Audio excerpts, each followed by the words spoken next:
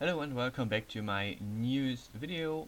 This time I'm going to show you the redo of one of my oldest works, one of my hairdos.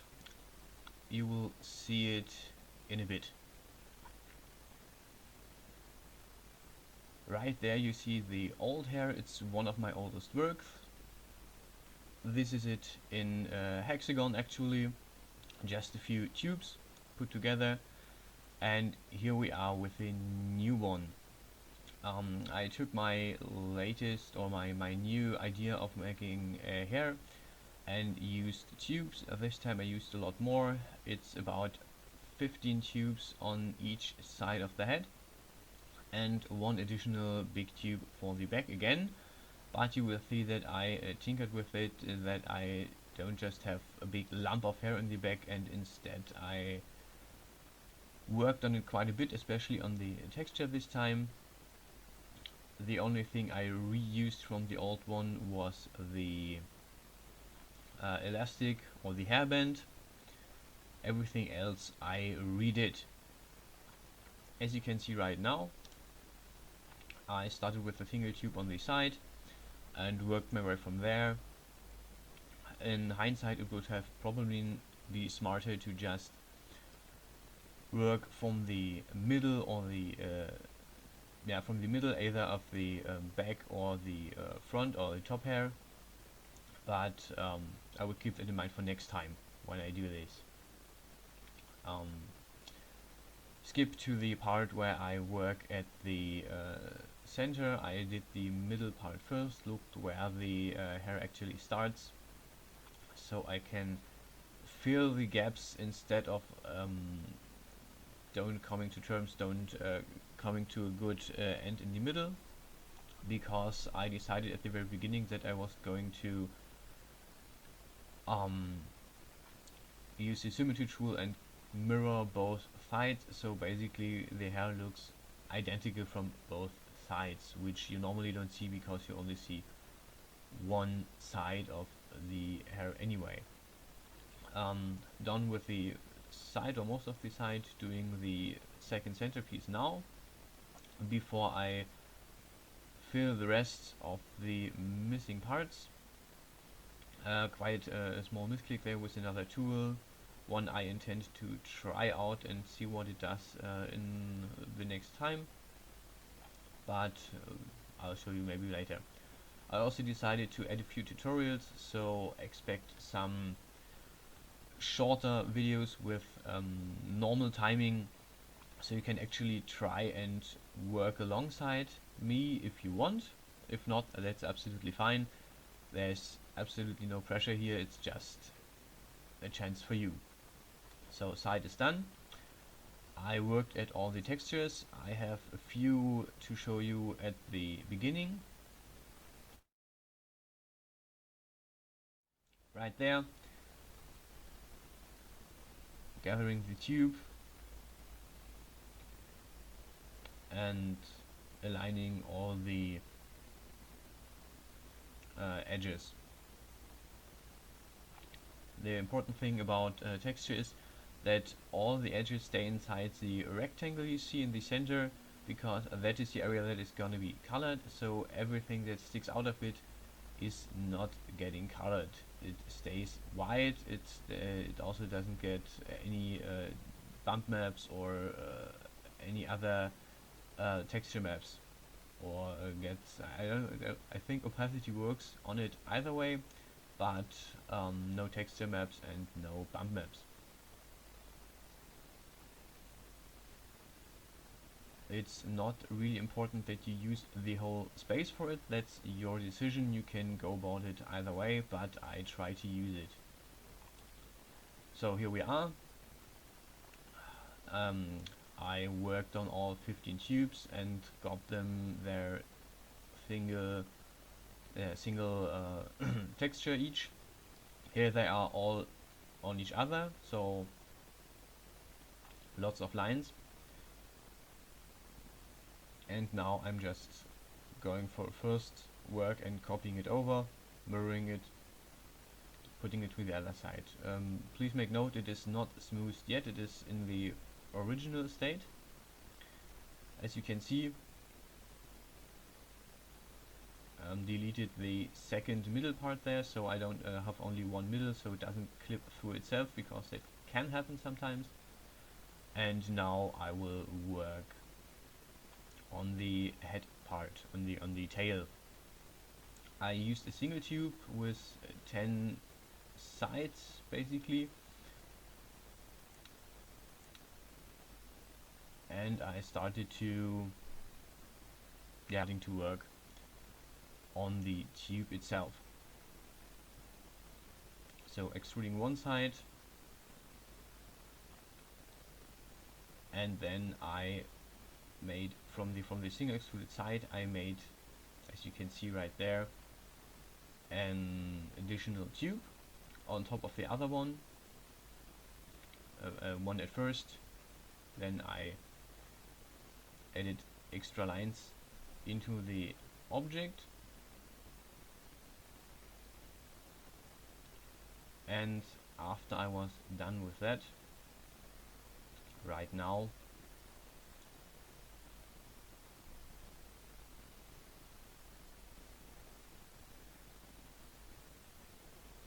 moving the tube a bit so it sticks out more, because I needed the space, so I needed to see what I am doing. Right now we are actually on normal speed again, so you can actually see in real time what I did. So I adjusted the tube to have a little bit more workspace, and right next I added the next tube, chose two sides, extruded them upwards, pulled them out a bit, just normal moving,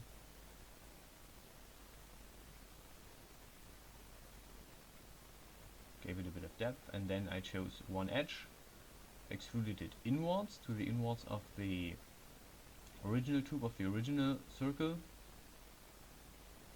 I chose to start on the side where the tube actually is, so I can finish on the side where I have no tube for better visual.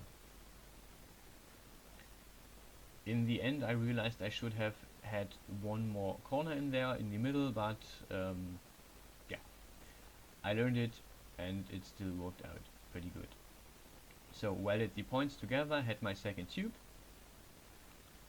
and then it's repeating the same idea over and over again. So in end it was 10 tubes that I produced. There they are. Put it in place,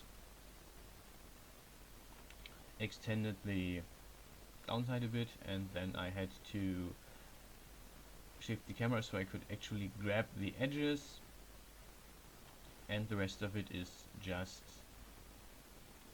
extruding again and adjusting.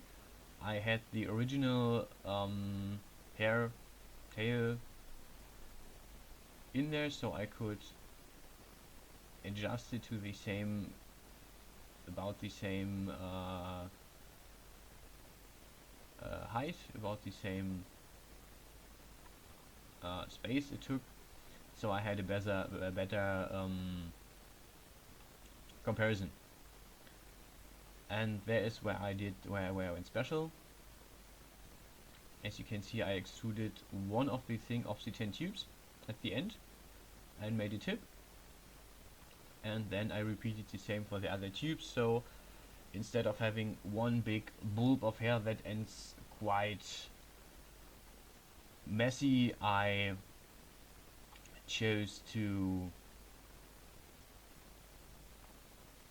instead work on each. Working on the texture, I cut quite a long part of it right there, because yeah, I had a few ideas on how to go on about it, but neither of them worked really good, and I had to just